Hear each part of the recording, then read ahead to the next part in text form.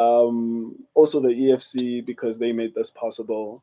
Um, yeah, I'd like to first ask if you maybe could introduce yourself because obviously some of my audience is from different parts of the world. So maybe, yeah. Hey, perfect, man. So my name is JP Tinkerbell Kruger. I'm the EFC Middleweight Interim champion. And then I interviewed today, so because in about a week and a half, 11th of April, myself and Luke Michael will be facing off. Luke Michael is the middleweight champion. I'm the interim champion. And then we're going to unite the belt because it's all about there can be only one, right? Yeah, there can only be one. So, is this your first time holding a championship? This is my first MMA belt. I've had many like kickboxing belts before and Brazilian jiu-jitsu belts. Um, Wow. I'm a martial artist. I compete all over. Like I'm like constantly testing myself wherever I go. So even when I'm not competing in MMA, I love to compete on the kickboxing and in the Brazilian jiu-jitsu circuit.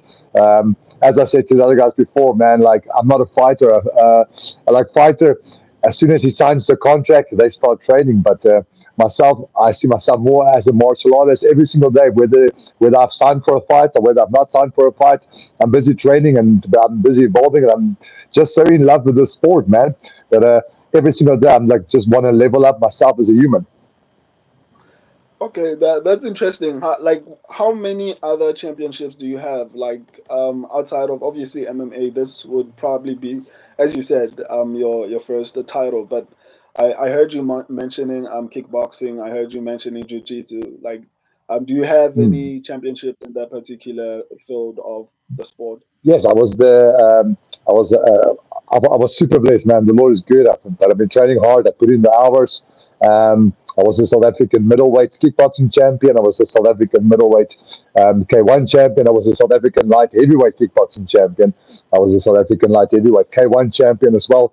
And then in the jiu-jitsu circuit many times we have been competing at ADCC and then as well like Submission Kings. That's one of my favorite platforms to go and compete on.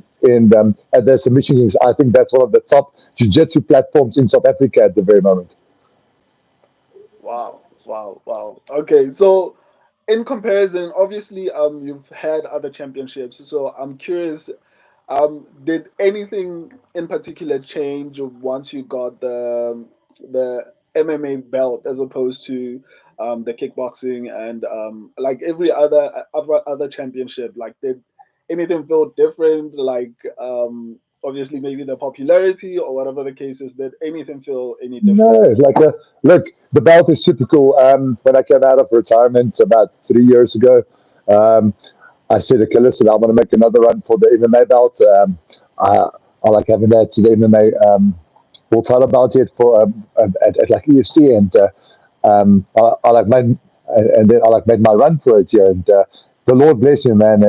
And then I first came out, and then I fought against Kulu, and I had a one submission there, and then I went out and I fought Konrad Siabi because Luke was injured. I fought Konrad Siabi for the middleweight EFC World Championship bout, and then I was very blessed. I finished that also in the round one submission, and now Luke comes up, and then look, the belt is cool, man. I love the belt, but at the end of the day, the belt is just sitting there on my living room table, and I love tasting myself. I think that's the ultimate, man. Yeah, being able to like test myself against the best in the world. There, that's the like true goal, man. Like testing myself against them, and then getting my hand raised at the end and being able to be called the best. That's the real goal, right? Yeah, actually, with regards to your fight with Conrad Siabi, I wanted to ask you, going into the fight, did you feel like you would be able to, or rather, did you know that you would be able to end the fight in the first round? Mm, No, look, jiu-jitsu and MMA and kickboxing, all of it, it is number one, it is a game of movement, and then number two, it is a game of problem solving. So yeah, you got your certain game plan that you have to follow, but once you step in that cage, you still need to ask your opponent some questions, and he's going to answer you, well, and then he's hopefully going to answer you back, and then he's going to ask you some questions, and then it is all about problem solving. So once you step in there, you like give it your all, man. And I remember just before I fought my very first MMA fight, it happened at like Carnival City, and I was the day before I like got there, and they were busy setting up the cage, and I walked past the cage, and I was on the way to the medicals, and I just quickly slipped into the main arena while they were setting up the cage. And I remember at that time being there was um, like an MMA athlete, Remo Ralph there. He's this crazy like dude from like Cape Town. What a cool guy. And I will never forget the words that he said. He said, "Man, once you get in that cage, and that cage closed, the only thing that you have to be able to promise yourself is you have to leave it all in there. And then regardless of the result, like if like you can tell yourself that you leave it all in that cage, that's it, man. Yeah, That's all you need to do. So like every single time I step in there, I just make sure that I leave it all in the cage, and whatever happens, I believe that's the Lord's dream that is dreaming for me, and I believe that's the best dream because I know that the dreams that God dreams for us, it is the best dreams. Whether like we don't always understand that, that's called life, you know. But I just yeah, have faith. Like as long as I do my job, and like I step in there and I leave it all in there, whatever happens, it is destiny. That's the dream that God's dreaming for you, and that's the like best dream for your life. yeah. So going off of that, I want to ask you because I've heard even some international fighters expressing um, fear before going into a specific fight. For example, Kamaru Usman once mentioned that he was afraid at a time whereby he was supposed to fight Jorge Masvidal. So he expressed that that fear motivated him to actually improve to a point whereby he was able to knock him out. I've heard even John Jones mention something like this. So I wanted to ask you, um, as a champion, like, has there ever been a point, or even at this point, at this stage in your career, do you ever have any type of fear going into the octagon? Look, I would definitely not use the word fear. No, I don't think so, man. Okay. But I definitely got butterflies, and I definitely got excitement. And I think once you lose that, like maybe you should stop because this is the herd game, man. That's those butterflies, and like it like keeps you sharp in there. But it is not. Look, I think nervous and excitement. It is exactly the same feeling, but what like ever you call it, it is gonna like as soon as you call it, I'm nervous. Like that's a bit of a negative vibe around it. Where like if you say I'm Yeah, excited about it, like that's a way more positive. And I want to say like maybe in the beginning days of my career, I was like nervous for the fights, but ever since I like, came back out of retirement, man, I guess it's just caused by excited. You know, every single time that I step in there, I'm like truly just freaking excited. I'm excited to like square off with Luke. I'm excited to test myself against Luke. okay. So did you? Was there a point in your career where you decided to retire? Yeah.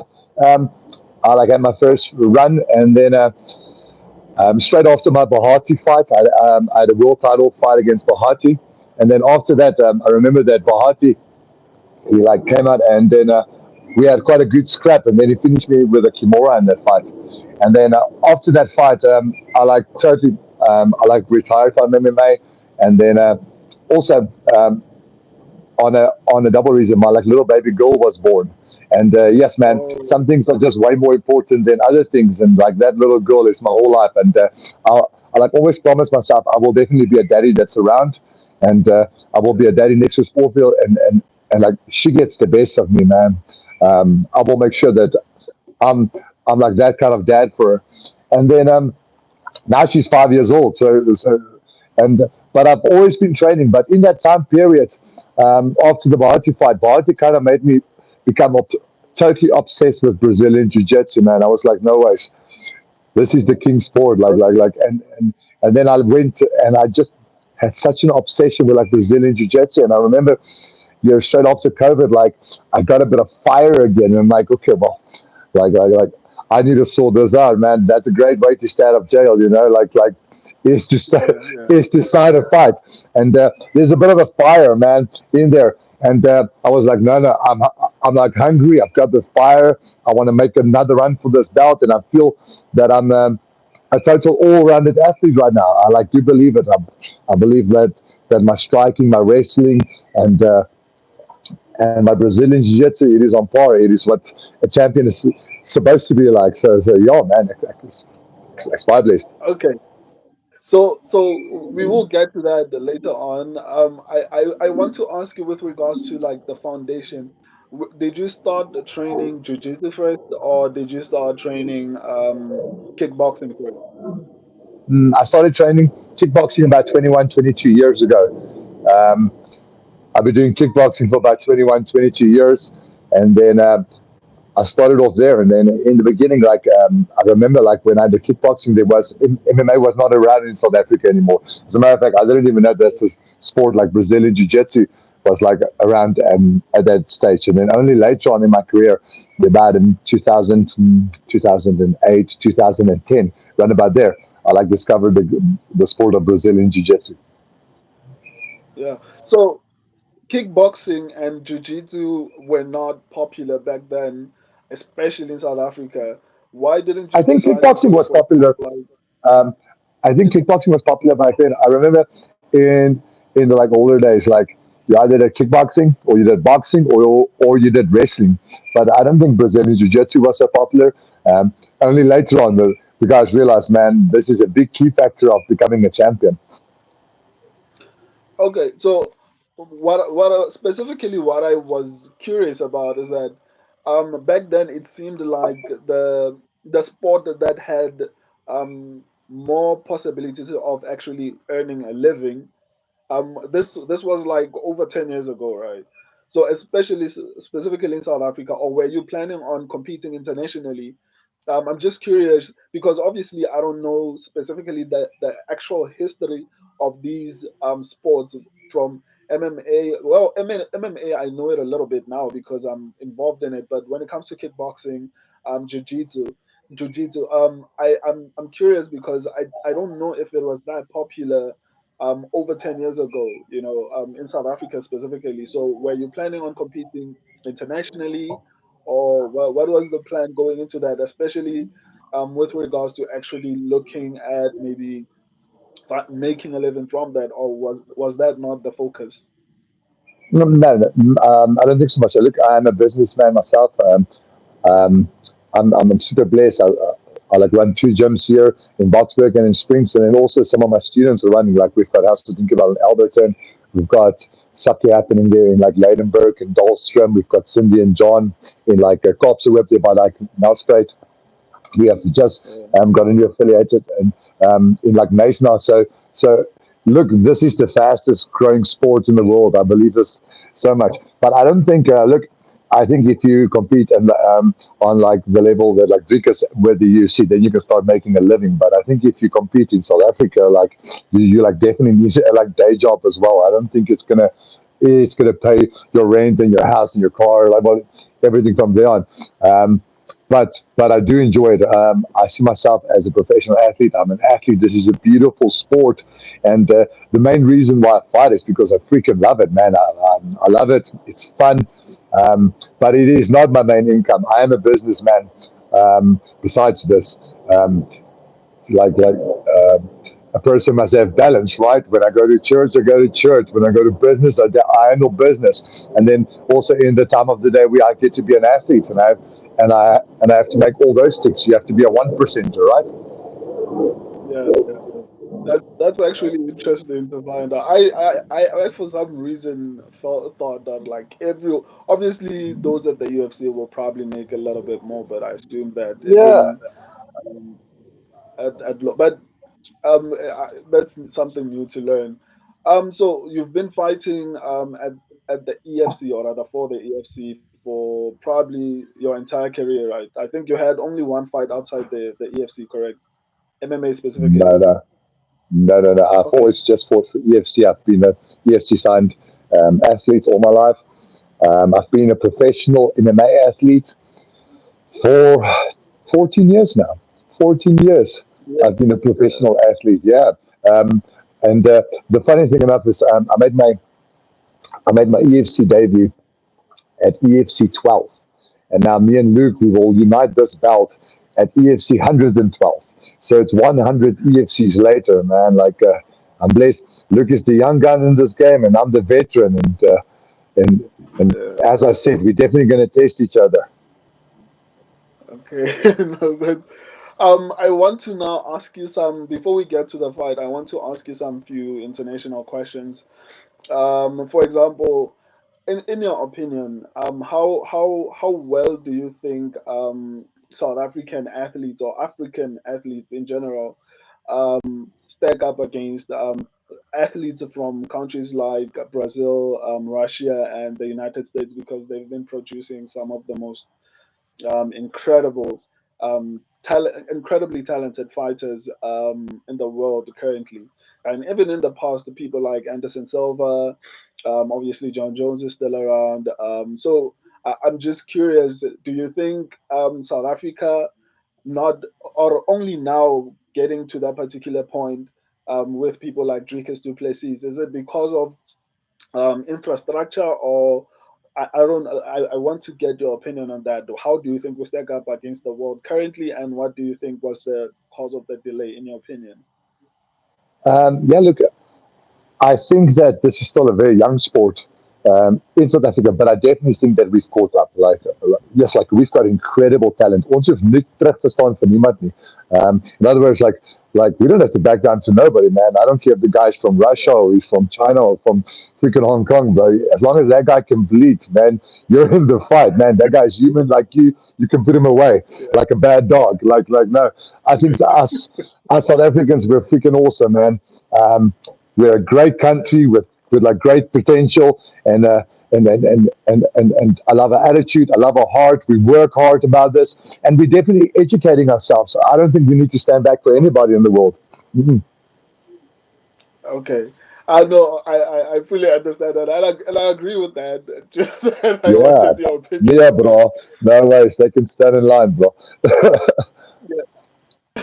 So I know you probably watch the UFC, right? I want to ask you a UFC related question. Hmm.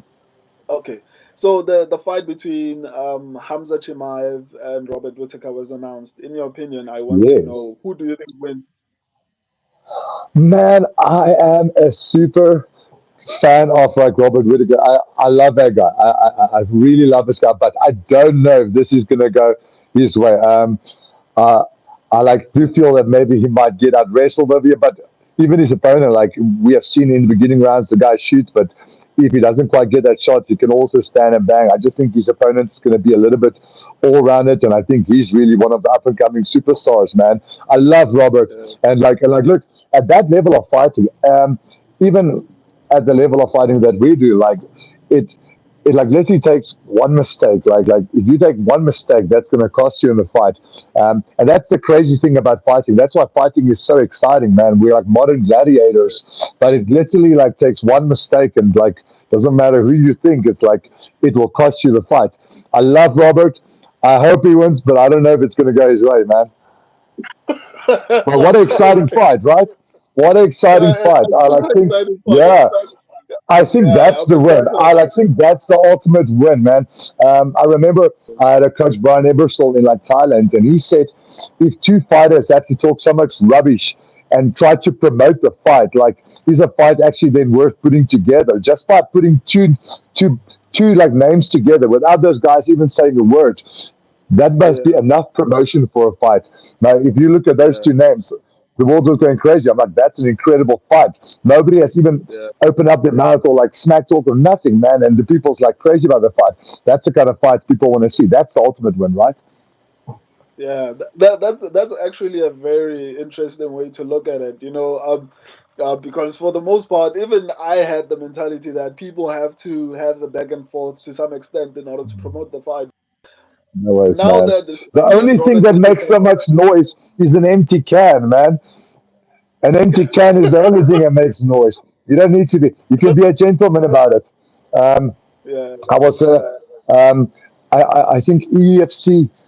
They have just released yesterday. They released the like engage between me and Luke was super respectful, and his camp was super respectful, and I believe I was the Yeah, same. And I believe like real men only say stuff that's necessary. But you don't need to smack talk, man. You can both be gentlemen. We've got a whole new generation looking up at us, and if we're going to be paras in front of that camera, then we're going to have a new generation that's going to be a bunch of paras. You don't need to be like that. yeah, We're like professional athletes. You can be gentlemen. You can shake hands. You can check each other in the eye, and you don't need to talk rubbish. And when that cage closes, we all know what our intentions are. We're like professional athletes, and we will both do the job. You don't need to talk rubbish, man. yeah. So final question, final international question. We have two South Africans on the Ultimate Fighter. I think it's I don't know if I'm pronouncing his name properly. Rudy Royce and Yes. Macron. So I want to get your opinion on how do you think they're going to do honestly? Honestly, I think they're both incredible athletes. Rudy's wrestling is next level. Like, Yeah, yeah, Rudy is phenomenal. Although he trains under his dad, Uncle Jan Roots, although they're under the vet, the brain, which is a phenomenal jiu-jitsu coach as well. He comes under a great system. But like Coach Quan and them, I know as well. And like those are educated boys, man. Although Rudy is known as a great wrestler, he can do it all. He's got a great attitude, and it's a tough boy. And we all know Mark Hume, man. Mark Hume he's even himself, he's an all-rounded athlete. But we know that he's got next level jiu-jitsu, man. I believe both of those boys are going to be incredible. I'm backing them, and I'm sure that the whole of South Africa is like backing them as yeah, well. I think that's the big yeah, game, man. Like we're we're a big country, but but we're so small, man. In what I mean is like we should back each other, man. Like when our South African boys get into those international stages, we should like regardless, man. We like supposed to be one team. It is SA against the world, and I'm backing those two boys. And the crazy cool thing about both of those guys, it's the nicest guys that you will ever meet, man. Hulle hartjies is pragtig, man. Hulle is gentlemen, both of them are gentlemen. But when that cage closes, both of them understand the like job they need to do, and they both can handle the business with some bad intentions. yeah. No, I'm really, really, really excited for that season. I can't wait for it to start. So now to your fight with Luke. I Hmm. want to ask you about. You spoke about complete, like you felt like you were a complete fighter. I saw that your record is 8-3 with I think 6 submissions, and I It's eight think and two. Luke is about. Sorry, 8-2. is it? My record is 8-2. Yes. Um, Um, they they got what it happened wrong with that because one? one of those fights is one of I had one amateur fight and they put it into pro at that time because it was when MMA just started off. Oh, But it's eight and oh, two. Yeah. okay, okay, But understood. it's regardless, it So, doesn't matter, man. okay, so and his record is like 2 knockouts and I think 4 submissions. So I wanted to ask you honestly, how do you think your versus his stand up and grappling skills, who do you think, in your opinion, is the better fighter? Obviously, you would probably say you, but I want, like, in terms of kickboxing, I actually didn't know that you did kickboxing. I knew about jiu-jitsu, so now that changes the whole question. So I want to know from your standpoint. Obviously, I'm backing myself, right? I don't want to be Captain Obvious, but I'm definitely backing myself. I do believe I do have what it takes to finish Luke. And as I said, come fight night, we're going to put it to the test. And but I'm a world champion, and Luke is a world champion. And I believe, like, if you're a world champion, you should be an all-rounded athlete, man. You should have no gaps in your game. We both know we are both dangerous athletes, man. And I think the fans are in for a super treat. And come fight night, we are going to test each other, man. And it's going to be exciting, explosive fight. And ja, as hy kyk toemaak, dan gaan dit gebeur. Okay. So going off of that, so you don't necessarily feel like, if I were to ask you, obviously without giving away your strategy, but like, what would you say his weaknesses are as a fighter, if there are any that you've maybe seen? I don't. If that's part of your strategy, then you don't have to disclose that. But I would Yeah. like to know if. Look, I'm gonna on fight night. I'm gonna ask him some questions, and I'm gonna see if he knows the answers, and he's gonna do the same to me, man. So yeah, like it stands. It's definitely gonna start standing, and I do feel we're gonna trade. He's speaking about his wrestling, so we'll see how fast he's gonna put his wrestling into play. But regardless, man, it's a fight. We're gonna as soon as we go, I believe I'm gonna have the answers for like whichever question he like asked me, and like I said, I do feel that I've got everything it takes to put this guy away. Okay, both on the feet and on the ground. Yes, on the feet, on the ground. We're Perfect. all-rounded athletes. But It's two world champions, right? yeah. So do you think it's going to go the distance? Like, do you think it'll get to a decision? We will not allow that. Okay, what do you think is going to end? I don't know. I think we're going to finish each other round one, round two. That's what I think. Wow. Wow. Okay.